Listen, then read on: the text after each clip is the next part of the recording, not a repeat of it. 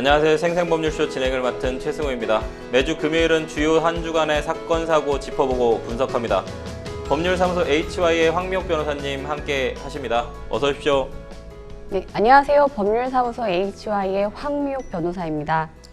우리 뉴진스의 한이머리를 이렇게 따라하신 우리 변호사 업계 보물 황미옥 변호사님. 이른바 7말 8초에 우리 이제 법조계는 좀 휴가를 하는데 본격적인 여름 휴가철이 좀 시작됐습니다. 황미옥 변호사님 한이머리 하시고 어디 가시나요? 네, 가족들과 강원도로 여행 네네. 갈 계획은 짧게 세우고 있고요. 네. 아마 워낙 날씨가 네네. 비가 왔다 폭염이 왔다 막 변덕을 부리니 함부로 또 계획을 잡기도 어렵더라고요. 그래서 지금 일단 7말 8초에 있을 네. 휴전기 보물같이 쓰려고 합니다. 시청자 여러분들이 되게 보고 싶어 할 것 같은데 어떻게 잘... 법률방송은 빠지지 않습니다. 아, 네, 그렇군요. 우리 또 한이 황미옥 변호사님과 함께 계속되는 법률방송 지켜봐 주시기 바라겠습니다. 지금 이 방송은 유튜브를 통해서도 실시간으로 방송되고 있으니까요. 많은 시청 부탁드리고요. 유튜브를 통한 소통의 창구도 활짝 열어두겠습니다.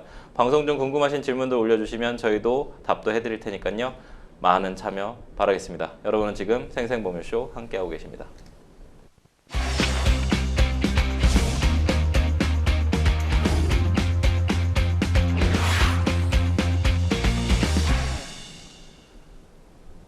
네, 첫 코너는 생생 코멘트입니다. 생생 코멘트는 각 분야에서 화제가 되고 있는 인물들과 이슈를 주제로 그 말을 하게 된 배경과 의미를 다양하게 풀어내는 코너인데요.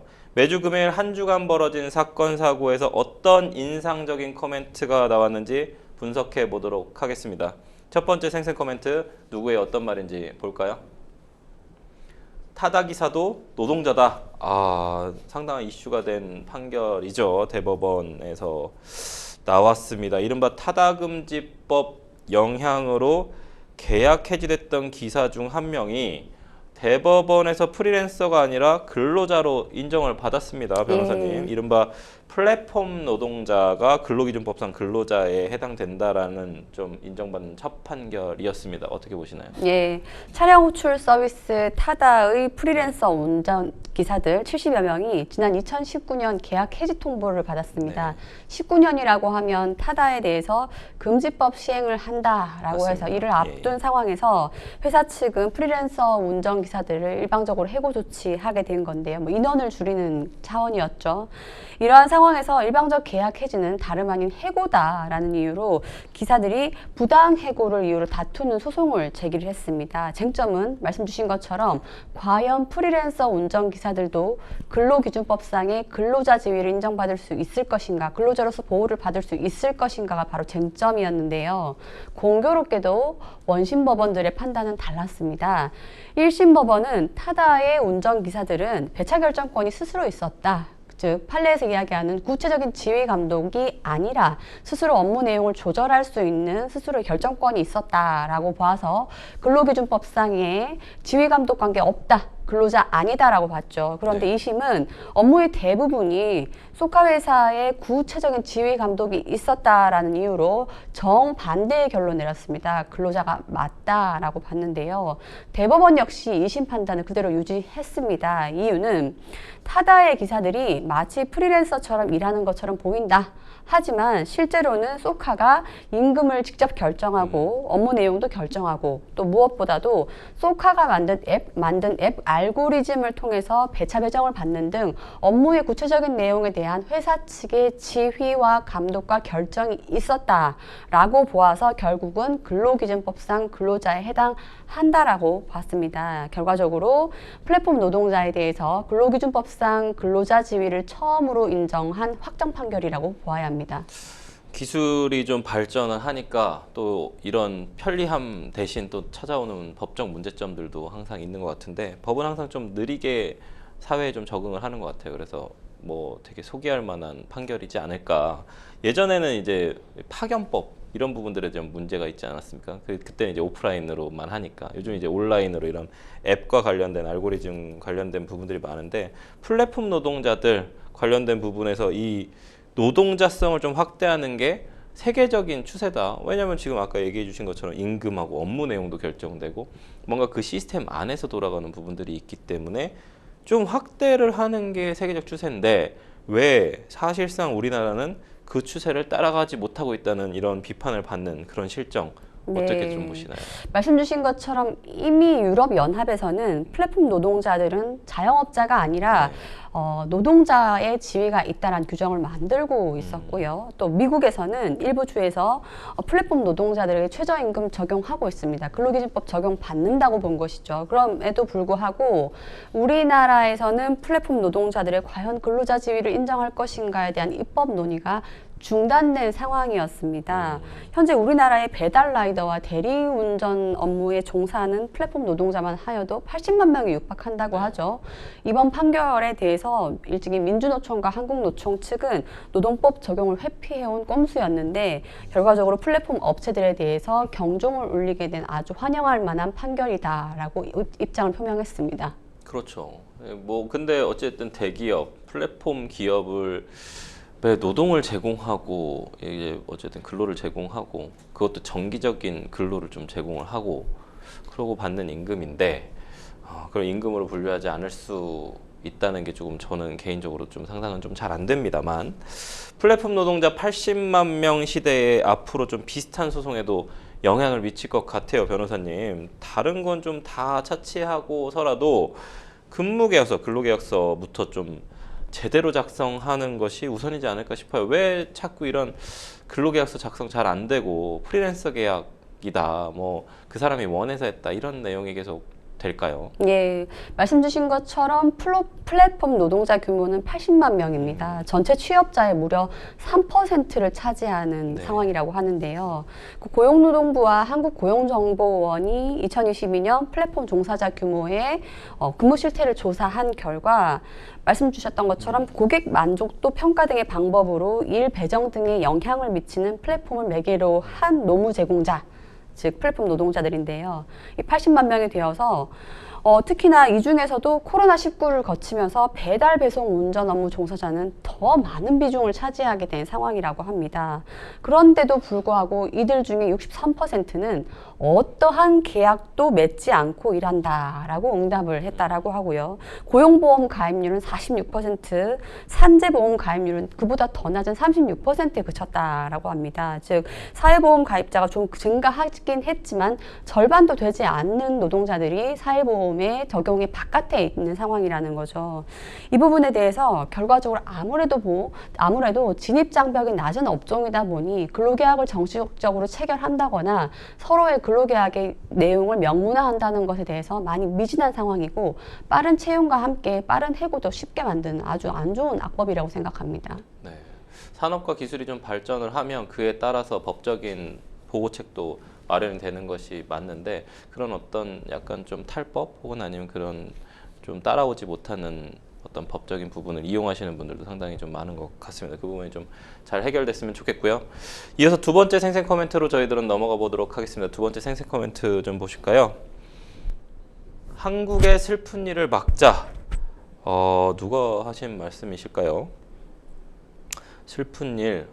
이소영 더불어민주당 의원이 얘기한 내용인데 자녀가 4명일 경우에는 공공주택을 무상으로 지급하는 공공주택 특별법 개정안을 좀 발의한 것 같습니다. 자세한 내용 좀 살펴봐 주시죠. 네, 조금 전에 사진으로 네. 보셨던 네네. 이소영 더불어민주당 네. 의원이 네. 요양 가천 지역구죠. 예예. 저출생 문제 해결을 위해서 분양가 감면 혜택을 확대하는 내용을 담은 네. 공공주택 특별법 개정안과 그리고 주택법 개정안을 발의하였습니다. 네.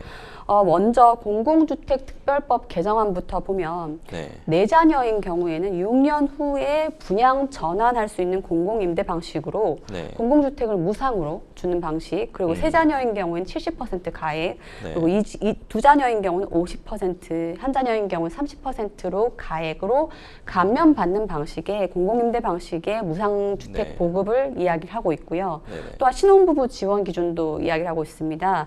혼인신고일로부터 1년에서 7년 이내에서 혼인신고일로부터 10년 이내로 그 지원 기준을 확대하고 네. 또한 소득 요건, 자산 요건도 상당히 완화하는 내용이었습니다. 네.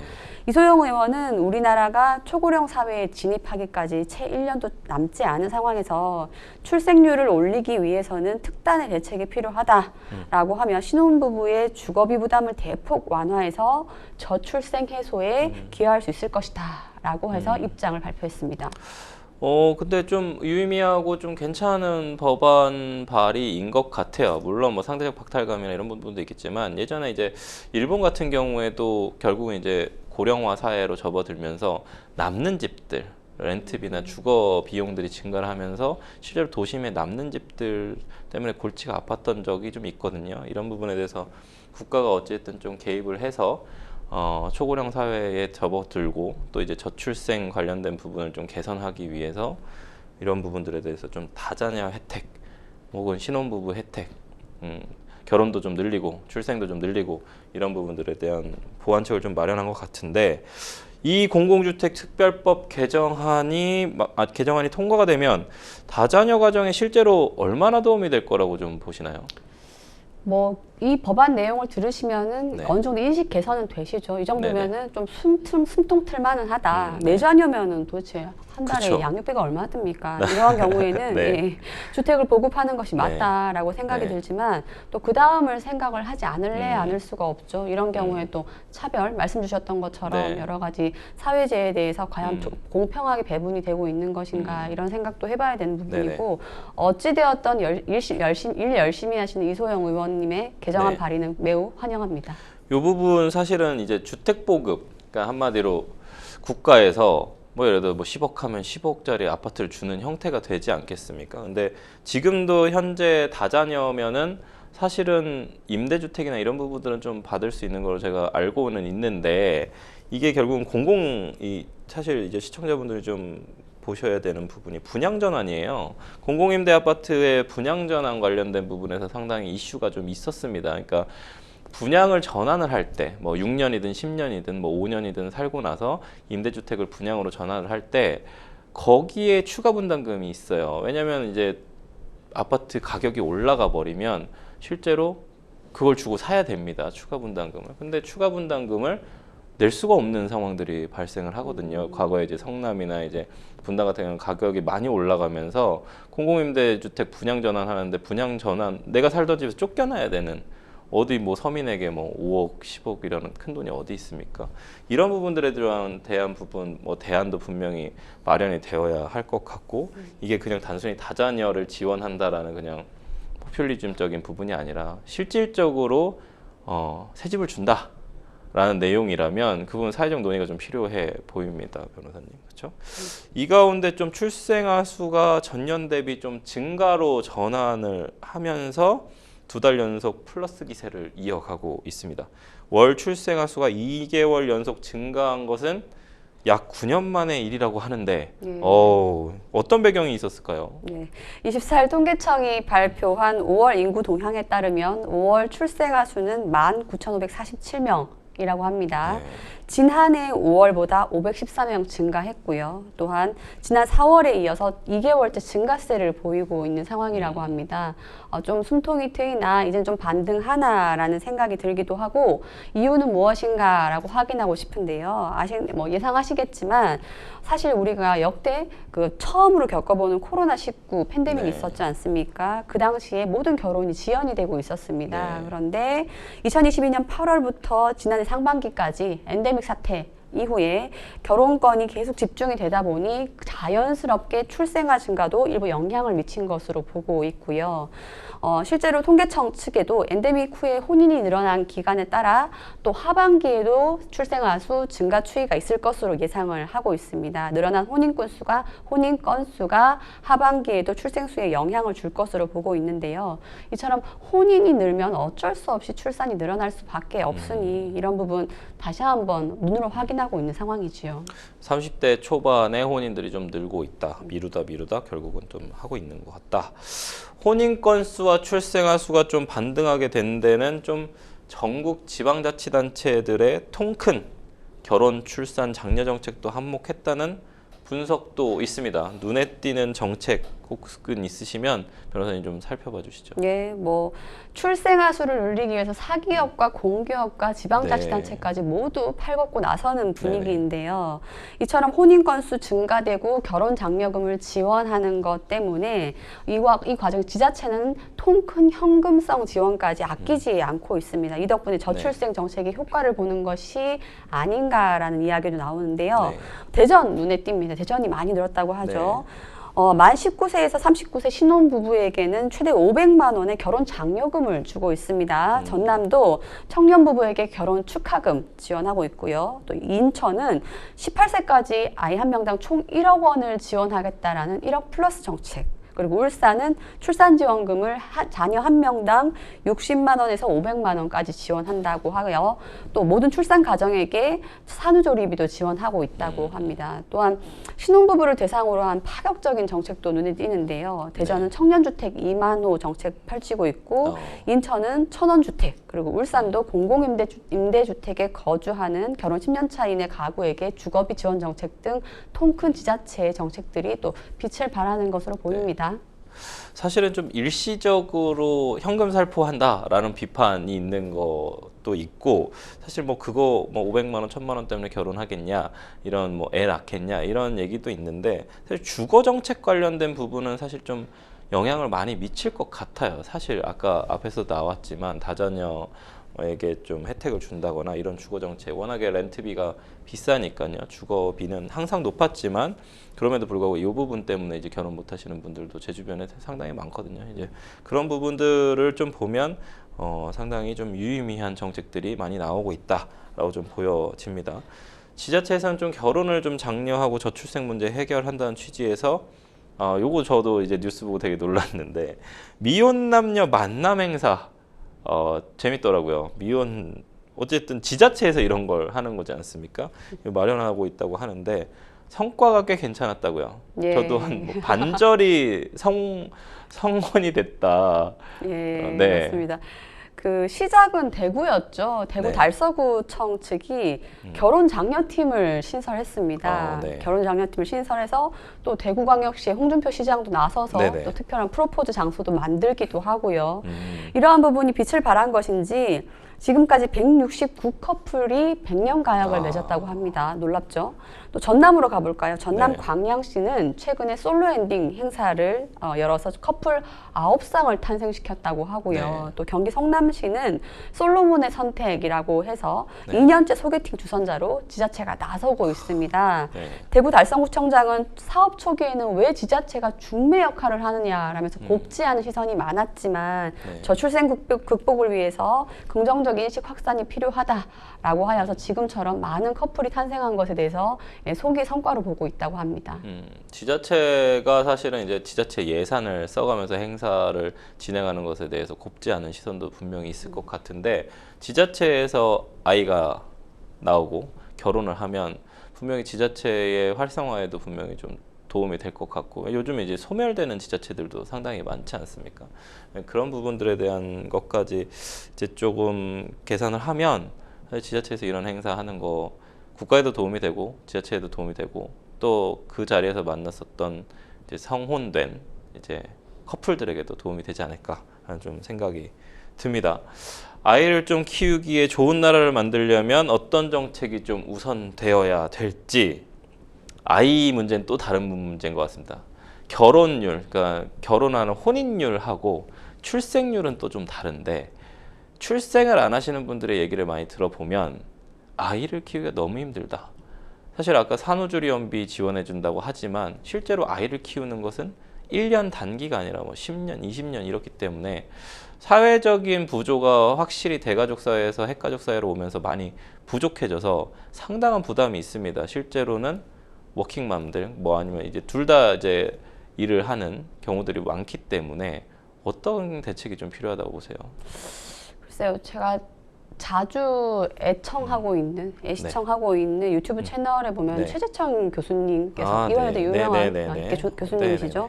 그분께서는 이런 이야기를 했습니다. 굉장히 이슈가 됐었는데 네. 호모사피엔스가 그동안 너무 개체수가 늘었다. 네. 이런 점 감안한다면 네. 하나의 생명체가 후손을 낳지 않겠다고 결정하는 것은 굉장히 자연 발생적으로 타당한 일이다. 네. 지금 상황에서 아이를 안 낳는 것이 너무 당연하지 않냐라고 해서 굉장한 비판과 이슈가 되었었는데요. 말씀 주신 것처럼 네. 단발성 지원금으로는 해결이 되지 않죠. 네네. 무엇보다도 내가 나의 새끼를 낳았을 때 나보다는 나아질 수 있을 것이라는 이 기대가 있었을 때만 네. 출산을 하고 종족 번성이 가능하다고 보는데요. 네. 단발성 지원금에 대해서 그래도 그나마 인식 개선되지만 무엇보다도 아무런 그 특별한 과도한 노력을 기울이지 않더라도 공공재만으로 아이가 얼만큼 잘 성장할 수 있을지를 냉정히 본다면 지금의 정책이 아니라 장기적인 그 시각으로 봐야 되는 부분이라고 봅니다. 그런 거 보면은 사실은 지금 살고 있는 호모사피엔스들은 상당히 현명한 착한 선택을 것 하고 같습니다. 있죠. 아니, 착한 것 같아요. 도덕적으로. 왜냐하면 후세대들에게 이 저성장, 한마디로 내가 성장할 때보다 더 못 사는 나라를 물려주고 싶지는 않은 걸 수 있잖아요. 어떻게 보면은 내 자식이 더 고생하면서 살지는 않았으면 좋겠다. 예를 들어서 인도나 중국이나 과거에 이제 우리나라도 마찬가지지만 저성장 구조에 있는, 그러니까 한마디로 개발도상국이나 아니면 후진국 같은 경우에는 인구를 많이 낳지 않습니까? 이제 더 나아지는 세상이 될 것이다라는 기대감 때문에.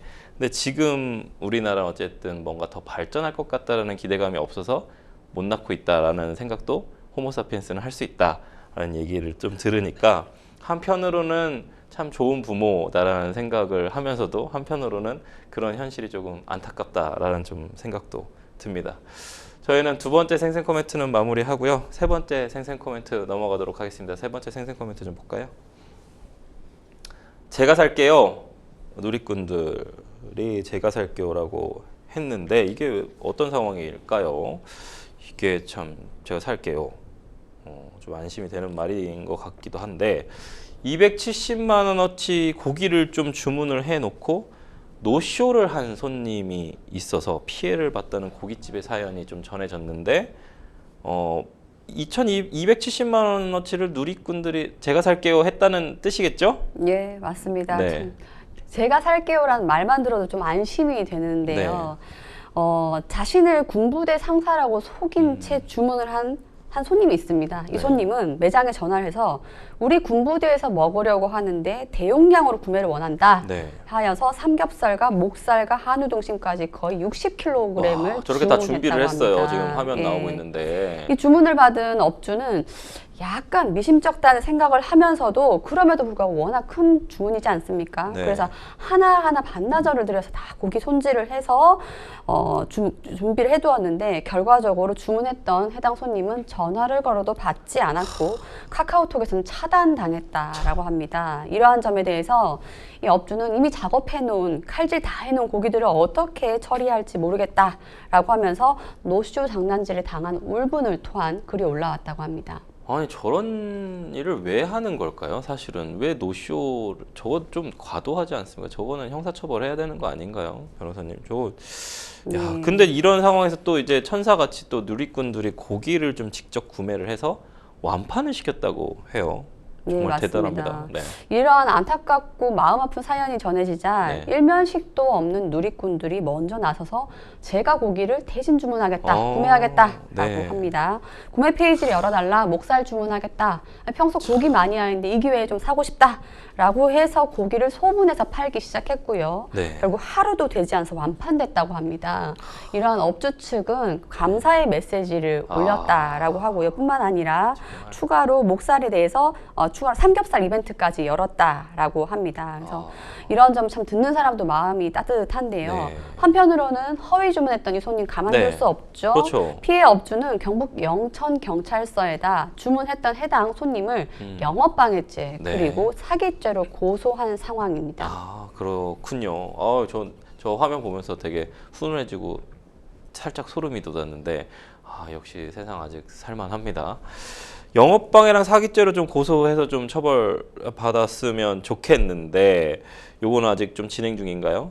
일단 예. 진행 중이죠. 현재 지금 영천경찰서에 수사를 하고 있고요. 네. 말씀드린 것처럼 고의적으로 노쇼하고 일부러 허위 주문을 한 경우에는 뭐 위계에 의한 업무방해죄 성립할 수 있고요. 네. 심지어 그런 물건을 소비할 의사도 없었고 주문할 생각도 없었으면서 거짓말로 주문한 것이라면 네. 사기죄 성립할 수밖에 없다고 보입니다. 아, 그렇죠. 예, 좀 고의적이죠. 뭐 사실 이 전화해놓고는 노쇼 했으니까 고의적이지 않을까. 좀 처벌받는 사례들이 좀 있었으면 좋겠고, 이런 상황에서 군부대 납품을 이유로 좀 대규모 식재료를 물량으로 노쇼하는 일이 이거랑 똑같은 비일비재하다는데 그게 진짜 사실입니까? 예, 군부대 납품이라고 하면 아무래도 네. 음식점이나 납품업체들이 쉽게 믿다 보니 네. 이 군부대를 빙자한 주문건이 자꾸 발생한다고 아, 하는데요. 네. KBS 보도에 따르면 네. 충북 청주의 한 음식점에는 자신을 국방부 대령이라고 소개한 한 사람이 네. 우리 부대원의 3일치 식사다라고 하면서 도시락 480개를 무려 주문했다고 합니다. 그러고는 잠적해버렸다고 하죠. 심지어 이 같은 사람은 다른 군부대 납품업체에다가 식재료 값을 대납해달라라고까지 요구를 했다고 해요. 근데 다행스럽게도 이 대납업체 사장님은 무언가 이상하다라고 생각해서 응하지 않았고 덕분에 피해는 막을 수 있었다고 하는데요. 네. 이 사람의 수법에 의해서 피해 입은 식당이 총 60곳에 달한다고 합니다. 아. 이처럼 군부대 납품을 이유로 해서 다량의 주문을 해서 잠적해버리는 피해 사례가 늘어나고 있으니 이 부분 각별한 주의가 필요하다고 보이고, 또한 업주들은 주저하지 마시고 고소하여서 적절한 처벌을 내릴 수 있도록 해야 될 것입니다. 야, 이게 뭐 거의 장난전화 양치기 소년 수준인데, 자기 만약에 이제 고의적으로 한 게 아니라고 한다면요. 이런 부분들은 좀 없어져야 될 것 같은데, 그럼에도 불구하고 현실적으로 좀 이 노쇼와 관련해서 처벌하는 것이 어렵다고 하는데 왜 그렇습니까, 변호사님? 글쎄요, 뭐 일각에서는 노쇼인 경우에는 사기성 그리고 네. 업무방해의 위계 등등의 혐의를 입증하는 것이 어렵다, 즉 구체적인 고의나 의도를 밝히는 것이 어렵다라는 의견도 있는 것으로 알고 있는데요. 네. 근데 방금 말씀드린 것처럼 네. 군부대권인 경우에는 본인이 부대원 전체를 어떻게 통솔하거나 갑자기 네. 식사를 대접해야 될 지위도 아니면서 그런 주문했다면 그 자체로 사기이고 기망이라고 보입니다. 따라서 그쵸. 오히려 입증은 수월할 네네. 것으로 보이고요. 실제로 그 정도의 그 물품을 소비할 예정이 아니었다면. 근데 다만 제가 보기엔 처벌이 어려운 것은 업주분들께서 굳이 복잡한 형사 절차에 처벌을 구하는 절차로 나아가지 않기 때문에, 즉 고소고발로 나아가지 않기 때문에 실제 네. 처벌이 어렵지 않나 생각하고, 네. 또 그 사람 처벌이 문제가 아니라 민사상 손해배상 받는 것도 어렵다 네. 보니 여러 가지 단념해서 어려운 부분이 많은 것 같습니다. 아니면 뭐 그런 거 아닐까요? 뭐 시켰는데 실제로는 먹으려고 했는데 뭐 취소됐는데 내가 그 다시 전화를 드리는 걸 깜빡했다. 이런 식으로 해서 뭐 과실로 피해가려고 한다든지 이런 부분들도 좀 있을 것 같긴 한데, 어쨌든 제가 봤을 때는 이 도시락 480개 이런 거는 너무 고이지 않을까. 실제로 480개를 주문을 해서 먹을 수 있는 입장에 있었는지 이런 것도 좀 따져봐야 될 것 같습니다. 네, 저희들은 지금까지 생생 코멘트 만나봤고요. 저희는 뉴스픽스로 다시 돌아오도록 하겠습니다. 여러분은 지금 생생보물쇼와 함께하고 계십니다.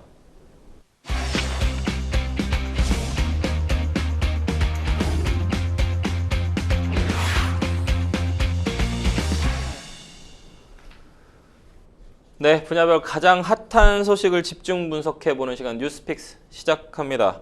매주 금요일 주요 사건, 사고, 이슈들을 짚어보는데요. 뉴스픽스 오늘 만나볼 첫 번째 주제는 1년 전 예고했던 팀F 사태 줄도산 우려입니다.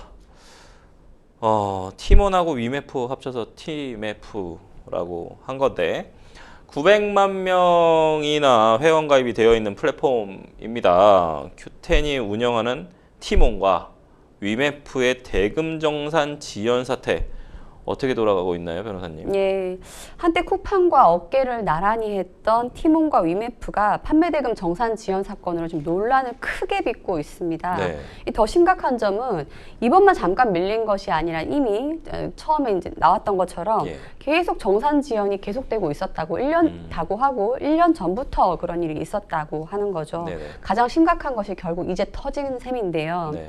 티몬과 위메프는 현재 개인 셀러들이 대거 탈출하고 있는 있는 상황이고 네. 유통사와 여행사들은 판매를 중단하는 등 그 혼란이 점점 가중되어 가고 있는 양상입니다. 또한 이 때문에 개인적으로 결제했던 이용자들의 피해도 현실화되고 있는 상황이죠. 잠깐만 짚고 가면은 티몬과 위메프 정산 지연 사태는 작년 10월로 거슬러 가는데요. 네. 이 두 기업은 큐텐이라는 모기업이 있습니다. 네네. 이 모기업은 싱가포르의 글로벌 이커머스 회사인데요. 이 큐텐은 정산 주기를 변경하면서 슬슬 정산 지연금 사태가 벌어지고 있었는데 그러던 와중에 무리하게 업체들을 인수했다고 하죠. 뭐 인터파크 쇼핑 부분을 인수하고 네. 또 위메프를 인수하고 티몬도 인수하고 그러는 와중에 미국의 글로벌 쇼핑 플랫폼 기업인 위시를 인수했는데 네. 이 당시에 상당히 많은 자금이 들어갔다고 해요. 이때쯤에 아마 유동성에 큰 위기가 오지 않았을까라고 예상하고 있고요. 네. 여튼 지금 현재는 셀러들과 2.4가 판매 중단을 선언하고 대부분의 고객들은 또 여행을 갈 수 없게 되는 등 그 혼란이 점점 가중되고 있습니다. 야, 이런 상황이 되고 나니 큐텐의 무리한 사업 확장이 이 문제의 원인이다라는 보도가 좀 나오고 있습니다. 금융당국이 현장 점검 나선다고 하는데 변호사님 뭐 어떤가요? 예, 도대체 큐텐이 뭐냐라고 궁금해하실 수도 네네. 있는데요. 말씀드렸던 것처럼 싱가포르에 소재를 둔 글로벌 이커머스 회사입니다. 네. 전자상거래 업체라는 거죠. 네. 이 큐텐은 잘 아시고 계시는 지마켓의 창업자인 구영배 씨와 이베이가 공동 벤처로 창업한 네. 업체입니다. 그런데 이 구영배 씨와 이베이 측은 큐텐을 통해서 쿠팡에 대적할 만한 글로벌 이커머스 회사를 설립하겠다라고 목표를 설정한 후에 네. 여러 업체들을 인수하게 됩니다. 이러한 과정에서 무리한 사업 확장을 시도하게 된 것이죠. 네. 나오네요. 보시다시피 티몬을 먼저 인수합니다. 네네. 그리고 2023년에 인터파크 커머스도 인수하게 인수하고요. 되죠. 또 유메프까지 인수하는데 2024년 2월에 말씀드렸던 것처럼 미국 글로벌 쇼핑 플랫폼 기업인 위시를 인수하는데 대부분의 피해 진술에 따르면 이 시점 즈음부터 정산 지연 사태가 발생하기 시작했다고 해요. 네네. 본격적으로. 따라서 이 위시를 인수하는 과정에서 무리한 사업 확장, 유동성 위기가 오지 않았나라고 보고 있고요. 실제로 금감원의 수석 부위원장도 네네. 무리한 사업 영역 확장 과정에서 자금이 인수 자금으로, 그러니까 대부분의 기업의 유동성이 인수 자금으로 사용되었을 가능성 높다, 배제할 수 없다라고 보았습니다. 상당히 짧은 시간 내에 엄청나게 많은 기업들, 특히나 덩치가 큰 기업들을 조금 인수를 했네요. AK몰도 그렇고 뭐 위시도 그렇고요. 정부 측은 좀 티몬 위메프 미정산액이 현재 1,700억으로 좀 파악을 하고 있는데 현장 조사 결과 좀 피해 금액이 더 늘어날 것이라는 시각이 좀 지배적입니다. 판매자들의 줄도산 우려도 좀 커지고 있는 상황인데요, 변호사님. 예, 금감원에 따르면 7월 들어서 입점업체에 대한 대금 정산 지연이 시작되었는데 네네. 지연금은 7월 11일 기준으로 369억 원이었고요. 이후에 판매자 이탈이 일어나면서 매출도 급감하게 되겠죠. 또 유동성 더욱더 악화되면서 네. 앞으로 추가적인 정산 지연이 계속 발생할 것으로 보입니다. 금감원 추산 현재 정산 지연된 금액이 1,700원 정도이라고 보고 있습니다. 앞으로 상황은 더욱더 악화되어서 결과적으로 네. 개인 업체들의 줄도산까지도 염려해야 될 상황이 벌어졌습니다. 아니 근데 이런 상황에서 결국은 위메프하고 티몬이 선택한 거는 돌려막기입니다. 지금 소비자들 여행 상품 위주로 조금 순차적 환불 진행을 약속을 했고 그리고 고객들이 좀 주문을 했는데 삼겹살 시켰는데 사탕만 왔다고 합니다. 이런 지금 상황 참 위태해 보입니다, 변호사님. 예, 소비자들이 위메프와 티몬의 건물에 가서 항의를 벌이고 있죠. 네네. 이러한 과정에서 얼마 전 티몬의 운영사업본부장이 나타났다고 합니다. 네. 와서 현재 자금 사정이 여의치 않아서 결제 대행사들과 관계가 좋지 못해서 이런 문제가 발생하고 있지만 네. 앞으로 자금 사정을 좀 해결해서 하나하나 자금 마련해보겠다. 뭐 그룹사를 통해 펀딩을 준비하고 있다. 이런 이야기를 하는데요. 뭐 빠르면 내일부터라도 가능하다라고는 하는데 이러한 상황에 대해서 과연 그들이 펀딩이라고 표현한 자금 마련이 실제로 될지 위태한 상황이죠. 이러한 상황에서 뭐 불난집에 부채질하는 것도 아니고요. 어떤 상점 측에서는 삼겹살을 주문했는데 청포도 사탕 하나가 왔다라는 황당한 보도글이 올라왔습니다. 이게 뭐냐? 나오네요, 사진. 네, 저겁니다. 정산 지연 사태로 무리를 빚고 있는 가운데 삼겹살을 주문한 고객들에게 죄송하다, 위메프 자금 상황 때문에 저희 같은 판매자가 정산을 못 받고 있어서 주문한 상품이 아닌 다른 걸로 대체해서 보내드리겠다 라고 하면서 청포도 사탕을 보낸 겁니다. 굳이 이걸 배송을 해야 되나 하는 생각이 들 정도인데요. 이렇게 소비자들도 2kg 삼겹살 시켰더니 청포도 사탕 하나 왔다. 그리고 취소해달라 했는데 마음대로 왜 배송을 보내는지 모르겠다라고 하면서 불만을 표출하는 것이고요. 무엇보다도 굉장히 속이 상하고 여러 가지 피해 상황에 대해서 지금 마음 아픈 상황인데, 그래서 이러한 대응은 뭔가 놀리는 듯한 굉장히 부적절한 대응이라고 보입니다. 아니 저거는 지금 소비자들은 그럼 어쨌든 돈을 낸 거지 않습니까? 삼겹살 주문하고 주문료를 냈을 텐데, 삼겹살 비용 냈을 텐데 결국 을과 을의 싸움을 만드는 구조 아닙니까? 지금 회사는 그러면 주문을 못하게 닫아야죠. 셧다운해요. 자기가 정산 못 해줘서 저런 지금 배송이 안 되고 있다면 소비자들의 주문도 지금 하면 안 되지 않습니까? 저런 부분은 약간 좀 문제인 것 같은데요. 이 3년 전에 무제한 20% 할인으로 인기 끌었던 머지포인트 생각납니다.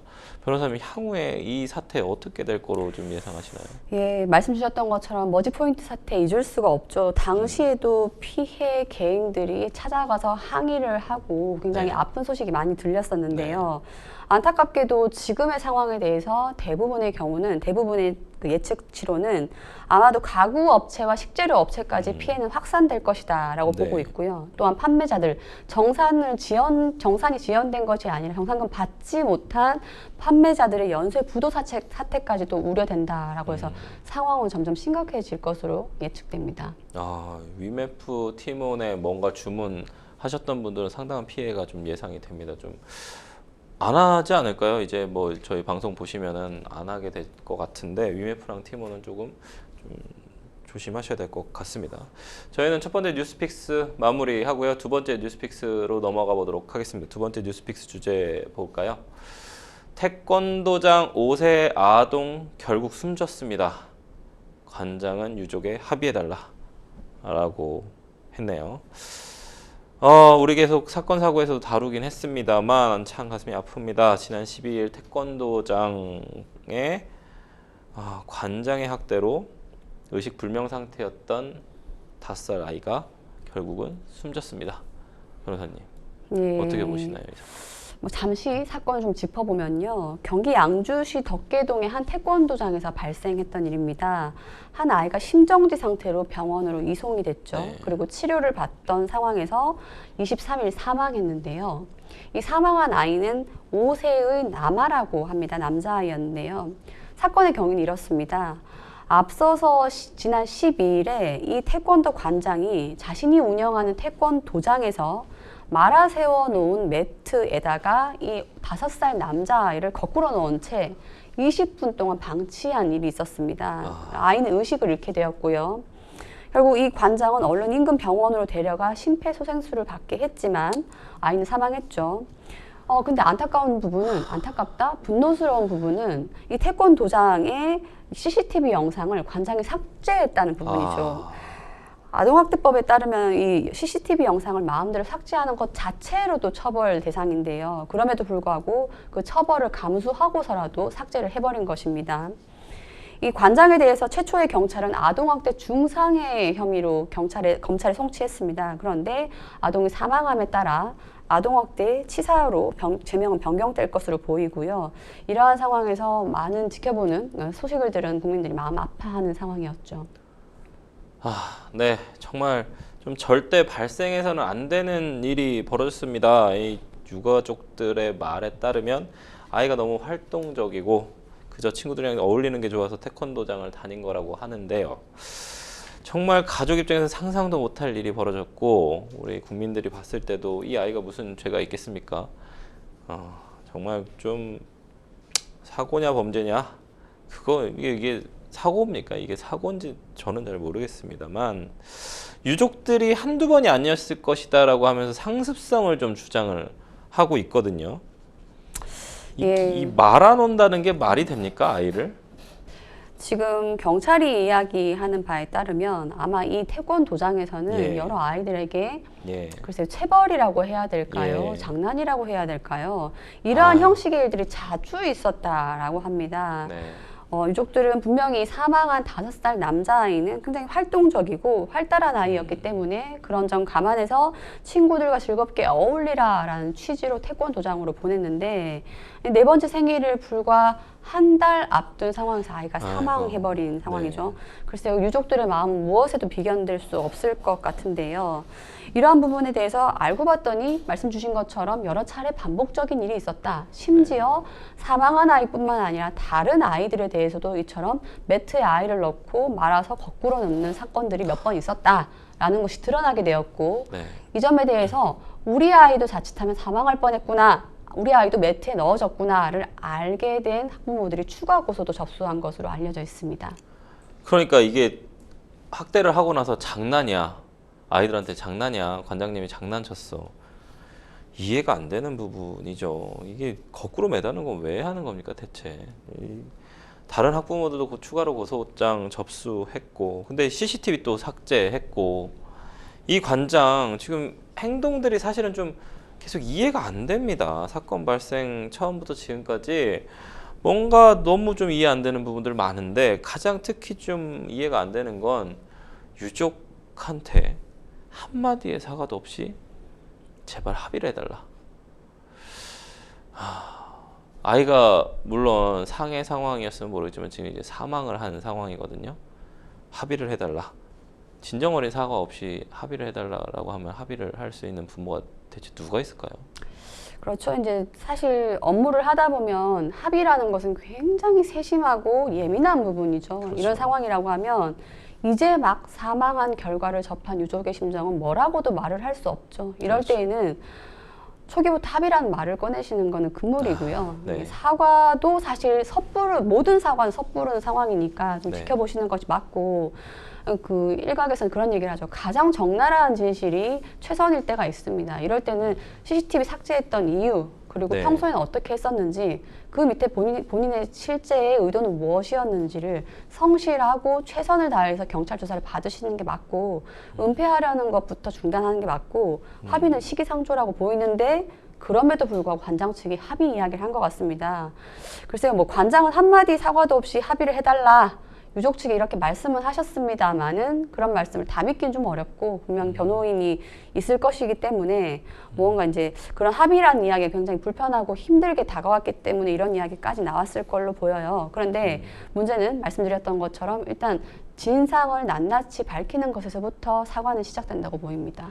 이런 상황에서 더 화가 나는 건 태권도장 보증금 올려서 금매로 내놨다고 합니다. 이게 정말 화가 나는 부분인데요. 결국은 아동학대 중상해에서 아동학대 치사로 변경될 것 같아요, 변호사님. 이 부분 그리고 아동 부검 결과 보니까 질식에 의한 뇌 손상입니다. 결국 질식으로 사망했습니다. 그 왜 매달아서 매트에 돌돌 말아서 왜 매달아 놨습니까? 그 부분에 대해서 결국 치사로 변경될 텐데 치사 변경되고 나면 혐의하고 처벌 면에서 좀 대폭 상승이 됩니까? 예, 사실 그 사건의 전말을 확인을 해보면 참 마음이 너무 아프죠. 그 20분 동안 아이가 거꾸로 매달려 있으면서 네. 숨을 못 쉬겠다고 계속 이야기를 했다고 합니다. 아, 얘기도 했어요. 예, 숨이 안 쉬어진다, 숨 못 쉬겠다라고 했는데 그 5살 남자아이와 평소 친하게 지내는 남자아이가 옆에 가서 그 네. 친구 이름을 자꾸 불렀다고 합니다. 누구누구야, 누구누구야 아이고야. 부르니까 숨이 안 쉬어져 라고 하고 그 이후부터는 답이 없었다고 하죠.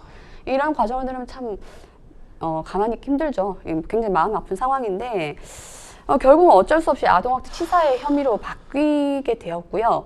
그 중상해와 치사의 차이점 바로 이런 부분이죠. 사망에 대한 예견 가능성이 있었냐, 이 아이가 사망할 것으로 예상할 수 있었냐 부분인데 아마 추정컨대 관장 측은 부인할 것으로 보입니다. 그래서 경찰 조사 받을 때 뭐 너무나 예뻐하는 아이였다, 괄호 열고 학대의 고의나 사망의 예견은 없었다라는 취지를 이야기하고 있는데 네. 글쎄요. 5살 남자아이는 잠시만 추워도 또 신체 변화가 있을 정도로 아주 연약하죠. 그런데 20분 동안 거꾸로라는 건 이건 예견할 수 없었다고 보이는 게 이상하고 다름 아닌 아동 관련된 업무 종사자이기 때문에 평소 아동의 신체 부분을 잘 알고 있었단 말이에요. 그런 부분은 아마 통하긴 좀 어려울 것으로 보이고 유족과의 합의가 필요할 겁니다. 근데 지금은 좀 시기상조로 보입니다. 아이의 숨을 못 쉬겠어. 안 씌워줘라는 표현을 했다는 것, 그리고 자기의 그 5살 몸집, 또 친구도 그 5살 몸집으로 풀어낼 수 없을 만큼의 어떤 매트의 무게와 그런 어떤 거꾸로 매달렸었던 아이의 심정을 생각을 하면, 어른이 만들어 놓은 덫에 아이가 사망한 사건이지 않습니까? 그거를 자발적으로 풀어낼 수도 없는 그 상황에 있었던 아이의 심정을 생각을 하면, 과연 관장님이 이 부분에 대해서 내가 사랑했던 아이였다 라는 표현을 쓸 수가 있는지, 그 부분에 대해서는 좀 의문이 제기가 됩니다. 저희는 두 번째 뉴스픽스 마무리하고요. 세 번째 뉴스픽스 주제로 넘어가 보도록 하겠습니다. 세 번째 뉴스픽스 주제는 교회에서 계속된 학대에 숨진 여고생입니다. 교회에서 신도와 합창단장의 학대로 숨진 여고생이 수개월간 당한 가혹행위의 실체가 좀 드러났습니다. 공소장에 따르면 이 여고생은 양극성 정동장애로 정신과 치료를 받아야 했지만 지난 2월 병원이 아닌 교회로 보내졌다고 하죠. 네, 맞습니다. 그 양극성 정동장애라는 것은 조울증으로 이렇게 예. 알려져 있죠. 조증과 우울증의 양극단 사이에서 계속 변화하는 모습을 보이는 걸 양극성 정동장애라고 하는데요. 네네. 이러한 양극성 정동장애의 정신질환이 있던 여고생인 딸을 이 엄마는 병원이 아니라 교회로 보냈습니다. 네. 그럼 교회 측이 특별한 묘수가 있나 했더니 기소가 되었죠. 이 공소장의 내용을 보면 죄명이 무시합니다. 아동학대 범죄 처벌 등에 관한 특례법상 네. 아동학대 살해이고요. 네. 중감금 상해 등의 혐의였고 이들은 모두 구속 기소된 상황입니다. 네. 기소된 피고인은 이 교회의 설립자의 딸이자 합창 단장인 A 씨와 그리고 교인 2명이다라고 하는데요. 네. 이들은 그 말씀드렸던 그 피해 여고생을 자신의 교회에 받고 위탁을 받은 거죠. 위탁 받은 다음에 이랬다고 합니다. 이 여고생이 도망가고 싶다. 그리고 차라리 정신병원을 보내달라라고 애원을 했지만 이 여고생을 감금하고 결국은 살해한 혐의로 기소된 상황입니다.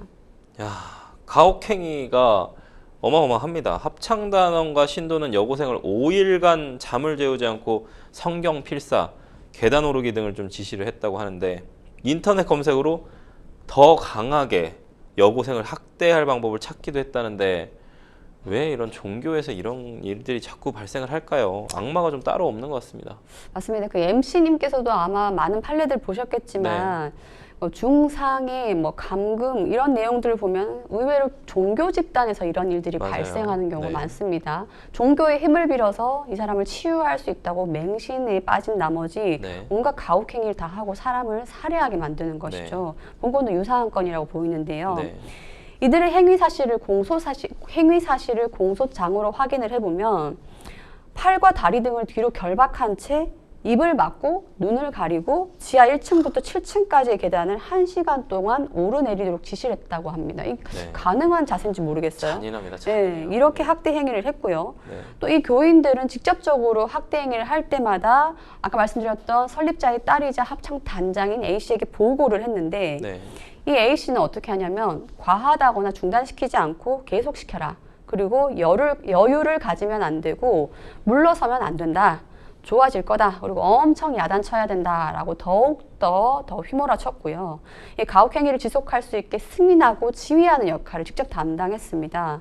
이 교인들은 여고생의 건강이 악화되자 여기에서 스스로 중단하거나 강도를 낮추기는커녕 오히려 몸에 급소하거나 혹은 병원 발작할 때 묶는 끈 등을 검색하고 실제로 치매 환자 억제용 밴드까지 활용했다라고 합니다. 이러다 보니 이 여고생인 피해 여학생은 건강 상태가 더욱 악화되어 결국 대소변 가리지 못하고 사망 직전에는 음식물조차 섭취할 수 없는 상태가 되었습니다. 그러나 이들은 이 여고생을 병원에 데려가지 않았고 여고생은 사망하게 된 것이죠. 이 상황에서 더 화가 나는 건 가혹행위를 한 신도랑 합창단원은 구속이 됐습니다만 여고생 어머니가 불구속 기소됐는데 정신과 치료해야 될 딸을 교회에 보냈다는 게 정말 이해가 안 되는데 이거 공범으로 봐야 되지 않나라는 얘기 있습니다. 이거 어떻게 보시나요? 예, 그 피해 여고생의 어머니도 큰 책임이 있죠. 네. 아이를 보호해야 될 지위에 있는데요. 그럼에도 불구하고 정신과로 보내지 않고 치료가 아닌 교회로 위탁했다라는 점은 아동에 대한 유기 방임 혐의인 것이죠. 정말 안타까운 사건입니다. 저희는 뉴스픽스 마무리하고 생생법률쇼 또 어느새 마칠 시간이 돼버렸습니다. 황미옥 변호사님과 함께 이렇게 얘기하다 보니까 또 벌써 마칠 시간인데요. 오늘 함께 해주신 황미옥 변호사님 고맙습니다. 방송이 끝나더라도 상담 접수는 계속됩니다. 변호사들에게 무료 법률 상담 받고 싶으신 분들은 상담 전화 02-557-8295번 또는 이메일로 상담 남겨주십시오. 생생법률쇼 오늘 이만 인사드리도록 하겠습니다. 시청해주신 시청자 여러분 감사합니다.